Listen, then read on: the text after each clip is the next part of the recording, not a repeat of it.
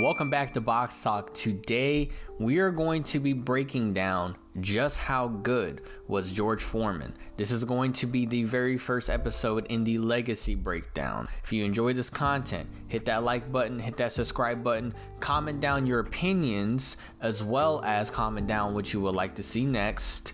And don't forget to hit that bell icon so you'll be notified the next time that I post a Box Talk video. So without further ado, let's jump straight into this video. A little bit of a history lesson very quickly. George Foreman was born on January 10th, 1949 in Marshall, Texas, and he was an Olympic gold medalist in 1968. What made him famous for that Olympic gold medal was not just because of the victory, but it was the small flag that he was waving after the fight, in which was during a very politically tense time, not only for us as civilians, but us as athletes as well. It gave us much inspiration as Americans. Shortly after that Olympic win, George Foreman turned professional in 1969, and his presence was known very quickly as he became a wrecking ball for the heavyweight category.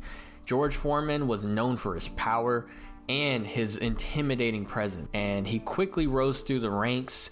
He won his first 37 fights, with 34 of them coming of way of knockout. And in January 22nd, 1973 was a showdown between George Foreman and Joe Frazier. In under 6 minutes, Frazier got knocked down 6 times, and George Foreman won by TKO in round number 2, making him the heavyweight champion of the world, which he won the WBA, WBC, and the Ring Magazine belt. With that being said, George Foreman had 3 title defenses. 2 of them he did win, but one of them was a showdown between Muhammad Ali and George Foreman, the Rumble in the Jungle, the infamous most watched boxing event in history.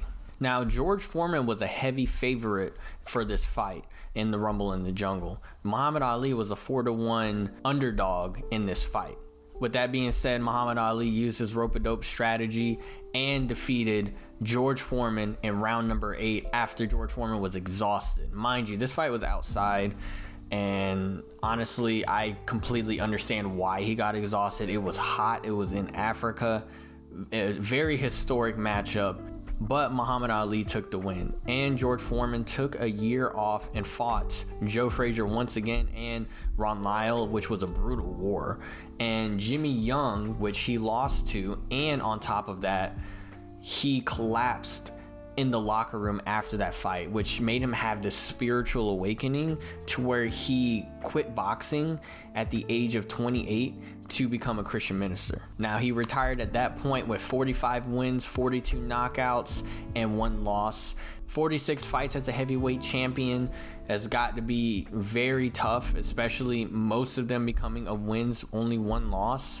George Foreman was already shown to be one of the greatest heavyweights of all time. But like I said, he retired and he became a minister and a preacher in Texas. But not only that, he became a TV personality, and he opened up a youth center to help troubled youth so they can bring back up the community. And there were some financial issues that happened with George Foreman that may have sparked some rumors of a comeback, which that ultimately did happen. George Foreman came back to the ring in 1987, 10 years after his retirement, at the age of 38, which then it was unheard of. Many people were ridiculing him for his weight, as well as calling him past his prime, saying he was way too old to be fighting in the heavyweight category.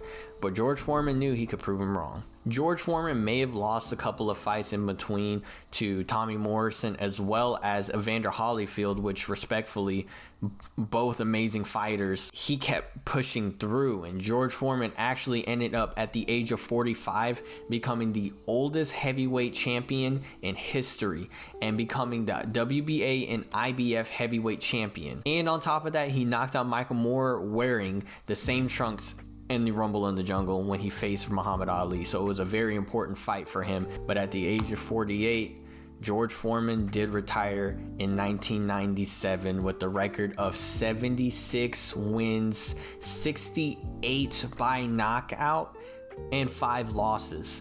His knockout percentage was 84%, and he has the most knockouts of any heavyweight champion in all of history. After retirement, eventually George Foreman released the infamous George Foreman grill, in which I know we all have had in our household at least once. And he reportedly earned over $200 million from the grill endorsement deal. And not only that, he written a couple of books as well.